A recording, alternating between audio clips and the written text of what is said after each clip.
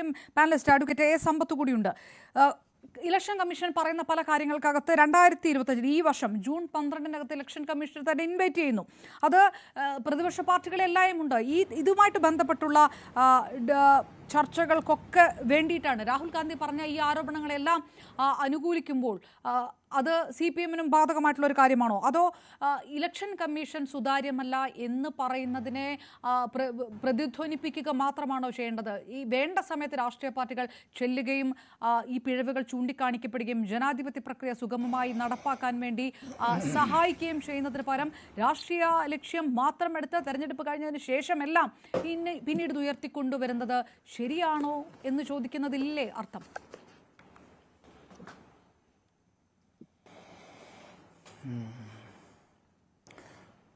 അപർണ കേൾക്കാമല്ലോ അല്ലേ? കേൾക്കാം. അപർണ അങ്ങോട്ട് കേൾക്കാമല്ലോ? കേൾക്കാം പറഞ്ഞോളൂ ശ്രീ എ സമ്പത്ത്, കേൾക്കാം. വിഷയം അതെ, ഇപ്പോൾ നമ്മൾ ചർച്ച ചെയ്യുന്നതായ വിഷയം വളരെ പ്രധാനപ്പെട്ട ഒരു വിഷയമാണ്. ആ വിഷയത്തെ സംബന്ധിച്ച് ഏതെങ്കിലും രാഷ്ട്രീയ പാർട്ടി പ്രതിനിധികൾ മാത്രമായി അപ്പുറത്തും ഇപ്പുറത്തും ഇരുന്ന ആരോപണ പ്രത്യാരോപണങ്ങൾ എന്ന് നമ്മൾ അങ്ങനെ ഇൻവേർട്ടഡ് കോമേഴ്സ് അത്തരത്തിൽ ചുരുക്കുകയല്ല വേണ്ടത്. കാരണം നമ്മുടെ നാട്, ഈ ഇന്ത്യ ഭാരതം എന്ന ഈ രാഷ്ട്രം നിലവിൽ വന്ന് അതിൻ്റെ ഭരണഘടനയനുസരിച്ചുള്ള പ്രായപൂർത്തി വോട്ടവകാശം, ആ പ്രായപൂർത്തി വോട്ടവകാശവുമായി ബന്ധപ്പെട്ട് നമ്മുടെ ഭരണഘടനയിൽ അതിലെ ആമുഖത്തിൽ തുടങ്ങുന്നത് we the people of India, ഇന്ത്യയിലെ ജനങ്ങളായ നമ്മൾ എന്നാണ്. ഇന്ത്യയിലെ ജനങ്ങളായ നമ്മൾ എന്നുള്ള നിലയിലേക്ക് ഈ ഭരണഘടന അത്തരത്തിൽ അത് എഴുതി ഉണ്ടാക്കി അത് അംഗീകരിക്കപ്പെട്ട് വരുമ്പോൾ ഇന്ത്യയിലെ ജനങ്ങളായ എല്ലാവരും ഇതിൽ ഉൾപ്പെടുകയാണ്. ഇതുപോലെ തന്നെ we the people of United States എന്ന് പറഞ്ഞുകൊണ്ട് അമേരിക്കൻ ഐക്യനാടുകളുടെ ഭരണഘടന എഴുതി ഉണ്ടാക്കുന്ന കാലത്ത് അവിടുത്തെ സമ്പന്നരും അവിടുത്തെ ഭൂവുടമകളും അടക്കമുള്ള കരമൊടുക്കുന്ന ഒരു വിഭാഗമായ വെള്ളക്കാരല്ലാതെ ഒരു വലിയ വിഭാഗം മറ്റുള്ളവർക്ക്, വെള്ളക്കാരും മഞ്ഞത്തൊലിക്കാരും അതുപോലെ തന്നെ ആദ്യം വന്ന അടിമകളായി അങ്ങനെ ആട്ടിത്തൊളിച്ച് കൊണ്ടുവന്നവരായിട്ടുള്ളവരുടെ, ഞാൻ നീഗ്രോ എന്നൊരു പദം ഉപയോഗിക്കുന്നതിൽ എന്നോട് ക്ഷമിക്കണം, അങ്ങനെയുള്ള ആ കറുത്ത വംശജരായിട്ടുള്ള അവർക്കൊന്നും ഒരു വോട്ടവകാശവും ഇല്ലായിരുന്നു. നമ്മളെല്ലാവരും തുല്യരാകുന്നത് ഒരിടത്ത് മാത്രമാണ്. അതെവിടെ എന്ന് ചോദിച്ചാൽ പോളിംഗ് ബൂത്തിൽ നമ്മൾ വോട്ട് രേഖപ്പെടുത്താൻ പോകുമ്പോൾ.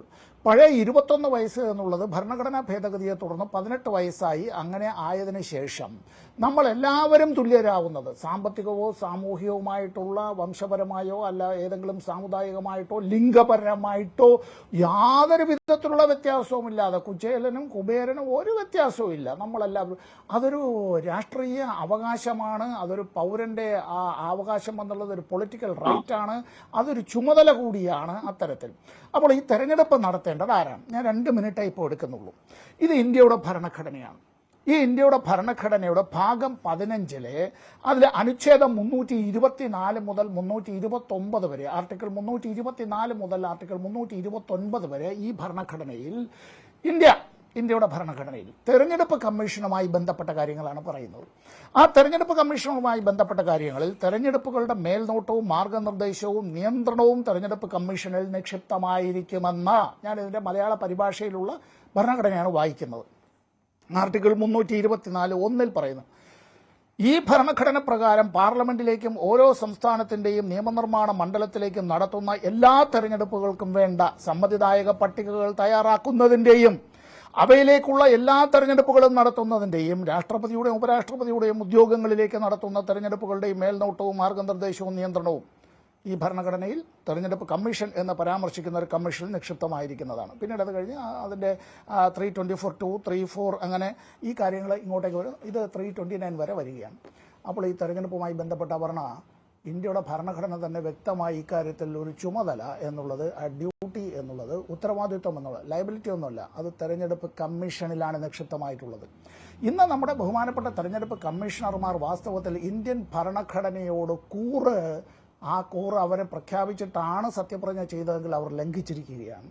അവർ വാസ്തവത്തിൽ അവരുടേതായിട്ടുള്ള ഭരണഘടനാ ദത്തമായിട്ടുള്ള അധികാര അവകാശങ്ങളിൽ നിന്ന് വ്യതിചലിക്കുകയും നമ്മൾ പറയുമല്ലോ റോങ് സൈഡിൽ കൂടി ഈ നിയമം തെറ്റിച്ച് വാഹനം ഓടിക്കുന്നു എന്ന് പറയുന്നത് പോലെ ഇന്ത്യൻ ജനാധിപത്യത്തിൻ്റെ തെറ്റായ വഴിയിലേക്ക് കാര്യങ്ങൾ കൊണ്ടെത്തിക്കാനുള്ള ബോധപൂർവമായ പരിശ്രമങ്ങൾ നടത്തുന്നു എന്നാരെങ്കിലും അത്തരത്തിൽ ആരോപണം ഉന്നയിച്ചാൽ അത് തെറ്റെന്ന് പറയാൻ കഴിയില്ല.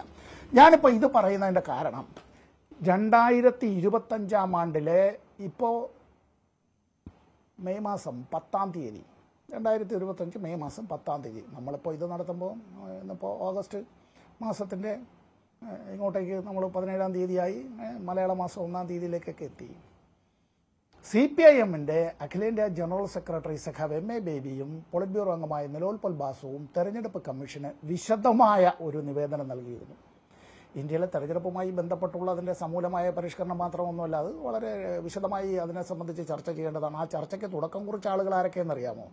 ആ ചർച്ചയ്ക്ക് പതിറ്റാണ്ടുകൾക്ക് മുമ്പ് ഞാനെല്ലാം വിദ്യാർത്ഥികളായിരിക്കുന്ന കാലത്ത് തുടക്കം കുറിച്ചത് ഒന്ന് സഖാവ് EMS നമ്പൂതിരിപ്പാടും, മറ്റൊരാൾ സാക്ഷാൽ AB വാജ്പേയിയുമാണ്. ആ രണ്ട് മഹാരഥന്മാരൊന്നും ജീവിച്ചിരിപ്പില്ല. അന്ന് കോൺഗ്രസിന്റെ അധികാര കുത്തക ഉണ്ടായിരുന്ന കാലത്ത് സമൂലമായ തെരഞ്ഞെടുപ്പ് പരിഷ്കരണത്തെ സംബന്ധിച്ചുള്ള ചർച്ചയ്ക്ക് തുടക്കം കുറിച്ചത്. പിന്നീട് പലപ്പോഴും ഈ ചർച്ചകൾ പല ആളുകൾ മുന്നോട്ട് കൊണ്ടുപോയില്ല, മാധ്യമങ്ങളെടുത്തില്ല. നിൽക്കട്ടെ, ഈ നിവേദനത്തിൽ പറയുന്ന ചില കാര്യങ്ങളിൽ ഒന്ന്, വിദ്വേഷ പ്രസംഗങ്ങളെക്കുറിച്ചും തെരഞ്ഞെടുപ്പ് കമ്മീഷൻ അക്കാര്യത്തിൽ സമയത്ത് ഇടപെടാത്തതിനെ സംബന്ധിച്ചും പറയുന്നുണ്ട്. തീരുന്നില്ല. ചില സംസ്ഥാനങ്ങളിലെ തെരഞ്ഞെടുപ്പുമായി ബന്ധപ്പെട്ട്, പാർലമെന്റ് തെരഞ്ഞെടുപ്പുമായി ബന്ധപ്പെട്ട് പല ഘട്ടങ്ങളായി നമ്മുടെ തെരഞ്ഞെടുപ്പ് നടത്തി. ആ തെരഞ്ഞെടുപ്പ് നടത്തിയപ്പോൾ ഉണ്ടായ കാര്യം, നമ്മുടെ കയ്യിൽ കൃത്യമായി ഉള്ള വോട്ടർമാരുടെ എണ്ണവും വോട്ട് ചെയ്തവരുടെ എണ്ണവും വെച്ചിട്ടാണല്ലോ അപർണ ഞങ്ങളായാലും ശതമാനം പറയേണ്ടത്, അല്ലേ? വോട്ട് ചെയ്തവരുടേതായ എണ്ണം ഡിവൈഡഡ് ബൈ ആകെ വോട്ടർമാരുടെ എണ്ണം ഗുണം 100, എന്നിട്ട് നമ്മൾ ശതമാന കണക്കിൽ പറയും. ഇവിടെ എത്ര പേർ വോട്ട് ചെയ്തു എന്ന് പറയാൻ കഴിയാത്തതായ തെരഞ്ഞെടുപ്പ് കമ്മീഷൻ ശതമാനക്കണക്ക് പറയുകയാണ്. എങ്ങനെയാണ് ഇവർ ഈ ശതമാനക്കണക്ക് ഇത്തരത്തിൽ പറയാനായി ഏത് ഗുരുക്കന്മാരെയാണ് അവരെ പഠിപ്പിച്ചതെന്നുള്ളതിനെ സംബന്ധിച്ച് എനിക്ക് മനസ്സിലായിട്ടില്ല നാളിതുവരെ.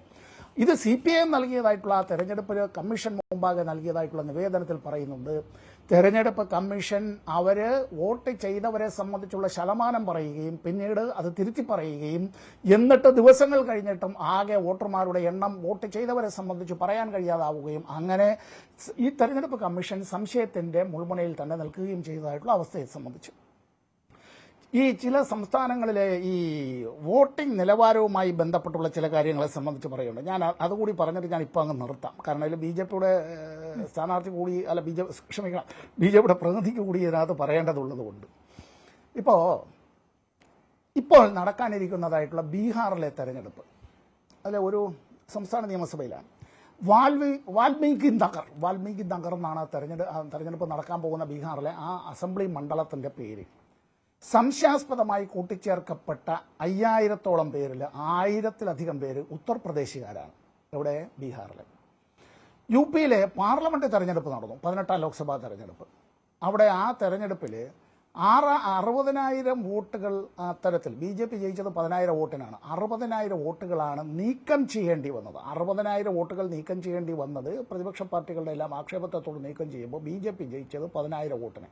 ചേർക്കപ്പെട്ട വോട്ടുകളുടെ എണ്ണം എന്നുള്ളതിനെ സംബന്ധിച്ച് ഞാൻ പിന്നീട് പറയാം. അപ്പോൾ മീററ്റിൽ ഇതാണ് നടന്നതെങ്കിൽ തെരഞ്ഞെടുപ്പ് കമ്മീഷൻ ഡിലീറ്റ് ചെയ്തതായിട്ടുള്ള UPയിലെ ഫറൂഖാബാദ് എന്ന് പറയുന്ന ഒരു ലോക്സഭാ മണ്ഡലം, അവിടെ BJP ജയിച്ചത് വെറും 2700 വോട്ടുകൾക്കാണ്. വിജയം തന്നെയാണ്, അതിലൊന്നും നമ്മൾ ചെറുതായി കാണണ്ട. പക്ഷേ ആ ഒരു വലിയ മണ്ഡലത്തിൽ 2700 വോട്ടിന് BJPയുടെ സ്ഥാനാർത്ഥി ജയിക്കുമ്പോൾ പരാതികളെ തുടർന്ന് കമ്മീഷന് തെരഞ്ഞെടുപ്പിന് മുമ്പ് തന്നെ ഡിലീറ്റ് ചെയ്യേണ്ടി വന്നത്, അത്തരത്തിൽ നീക്കം ചെയ്യേണ്ടി വന്നത് 32,000-ലധികം വോട്ടുകളാണ്. ഇത്തരത്തിലുള്ള കാര്യങ്ങൾ ചൂണ്ടിക്കാണിച്ചുകൊണ്ട് വ്യാപകമായി ഇത്തരത്തിലുള്ള കാര്യങ്ങൾ തെരഞ്ഞെടുപ്പ് പ്രക്രിയ അട്ടിമറിക്കുന്ന നിലയിലേക്ക് money power, muscle power, manipulation, machinations ഇതെല്ലാം നടത്തുക, ഇതിനെ ന്യായീകരിക്കുന്ന നിലയിലേക്ക് തെരഞ്ഞെടുപ്പ് കമ്മീഷൻ വന്നാൽ, ഞാൻ നിർത്തുന്നതിന് മുമ്പ് അപർണ താങ്കളുടെ ചോദ്യത്തിന്റെ പ്രസക്തമായ ഒരു കാര്യം, എന്തുകൊണ്ട് വൈകിയാണല്ലോ ഇതെല്ലാം പറഞ്ഞത്? ഓർമ്മയുണ്ടോ വർഗീസിനെ? 1970 ഫെബ്രുവരി മാസം 18-ാം തീയതി പോലീസുമായുണ്ടായ ഏറ്റുമുട്ടലിലാണ് കൊല്ലപ്പെട്ടത് പുൽപ്പള്ളിയിൽ എന്ന് അത്തരത്തിൽ പോലീസ് വിളംബരം ചെയ്യുകയും കേരളത്തിലെ ഒരേ ഒരു പത്രം ദേശാഭിമാനി മാത്രം വർഗീസിന്റെ പടവും കൊടുത്തുകൊണ്ട് പണ്ട്, അതിനും വളരെ മുമ്പ് CPIM-ന്റെ അംഗമായിരുന്ന നേതാവായിരുന്ന ആ വർഗീസിന്റെ വധം പോലീസ് വെടിവെച്ചു കൊന്നതാണ് എന്ന പത്രത്തിൽ, ആ പത്രത്തിൽ അന്ന് വളരെ കുറച്ചേ സർക്കുലേഷനുള്ളൂ. 40 കൊല്ലത്തിന് ശേഷം രാമചന്ദ്രൻ നായർ എന്നൊരു പഴയ പോലീസ് കോൺസ്റ്റബിൾ ഈ കാര്യം അത്തരത്തിൽ ലോകത്തോട് വിളിച്ചു പറയുമ്പോൾ ആ വധത്തെ സംബന്ധിച്ച് അന്വേഷിക്കുകയാണോ വേണ്ടത്, അല്ല രാമചന്ദ്രൻ നായരെ തൂക്കിലേറ്റുകയാണോ വേണ്ടത്? 40 കൊല്ലത്തിന് ശേഷം ഇതെല്ലാം പറയാൻ നീ ആരടാ എന്നാണോ ചോദിക്കേണ്ടത്? ഇവിടെ തെരഞ്ഞെടുപ്പ് കമ്മീഷൻ ഡാറ്റ നൽകുന്നില്ല. CCTV ദൃശ്യങ്ങൾ ചോദിച്ചാൽ സ്വകാര്യത സ്ത്രീക്കുണ്ടെങ്കിൽ അത് ട്രാൻസ്ജെൻഡർക്കും ഉണ്ടെങ്കിൽ അത് പുരുഷനുമുണ്ട്. ഇവിടെ സ്വകാര്യതയൊക്കെ പറഞ്ഞുകൊണ്ട് അത്തരത്തിലൊരു മൂടുപടത്തിന് പിന്നിലേക്ക് വല്ലാതെ ഒളിക്കുകയാണെങ്കിൽ തെരഞ്ഞെടുപ്പ് കമ്മീഷനെ സംബന്ധിച്ച് നാട്ടിലെ കുട്ടികൾ പോലും വിളിച്ചു പറയും, മഹാരാജാവേ അങ്ങ് നഗ്നനാണ് എന്ന്. ഇങ്ങനെ ഈ തെരഞ്ഞെടുപ്പ് commission it should not become as an adjunct of the BJP. അതൊരു ഇന്ത്യ ഗവൺമെന്റിന്റെ ഒരു മിനി ക്യാബിനറ്റ് പോലെ തരം താഴുന്നത് ഒട്ടും ശരിയല്ല. സത്യസന്ധമായിരിക്കണം, സുതാര്യമായിരിക്കണം, നിഷ്പക്ഷമായിരിക്കണം, നീതിപൂർവമായിരിക്കണം. ഇലക്ട്രൽ ബോണ്ടുകളുടെ കേസിന്റെ കാര്യത്തിൽ അന്ന് തെരഞ്ഞെടുപ്പ് കമ്മീഷൻ എടുത്ത നിലപാട് ഓർമ്മയുണ്ടോ അപർണ? ഉണ്ടോ? സുപ്രീം കോടതി സ്റ്റേറ്റ് ബാങ്ക് ഓഫ് ഇന്ത്യയെ നഖശികാന്തം എടുത്ത് കുടയുകയുണ്ടായി. അപ്പോഴാണ് തെരഞ്ഞെടുപ്പ് എല്ലാം കഴിഞ്ഞതിന് ശേഷം ഞങ്ങൾ ഈ കണക്കുകളെല്ലാം തരാം, ആർക്കാണ് ഈ പണം കൊടുത്തത് എന്നൊക്കെ ഉള്ള ഷെൽ കമ്പനികളും ഇല്ലാത്ത കമ്പനികളും അത്തരത്തിൽ ഈ ഇലക്ട്രൽ ബോണ്ടുകളുമായി ബന്ധപ്പെട്ട് ഇങ്ങനെ ശതകോടികളുടെ ഒഴുക്കുണ്ടായതിനെ സംബന്ധിച്ച് CPIM മാത്രമാണ് അതിൽ സുപ്രീം കോടതിയിൽ കേസ് നടത്തിയ രാഷ്ട്രീയ പാർട്ടി. അവിടെ ഇലക്ഷൻ കമ്മീഷൻ എന്തായിരുന്നു നിലപാടെടുത്തത്? എന്തായിരുന്നു? ഇത് തെരഞ്ഞെടുപ്പ് കമ്മീഷൻ ഇന്ന് നടത്തിയതായ വാർത്താ സമ്മേളനത്തിന് ചുരുക്കത്തിൽ പറഞ്ഞാൽ ഇത്രയേ ഉള്ളൂ. എന്നെ കണ്ടാൽ കിണ്ണം കെട്ടെന്ന് തോന്നുമോ എന്ന് തോന്നുകയല്ല, അണ്ടാവ് വിഴുങ്ങിയെന്നേ തോന്നുകയുള്ളൂ. ഞാൻ തിരികെത്താം ശ്രീ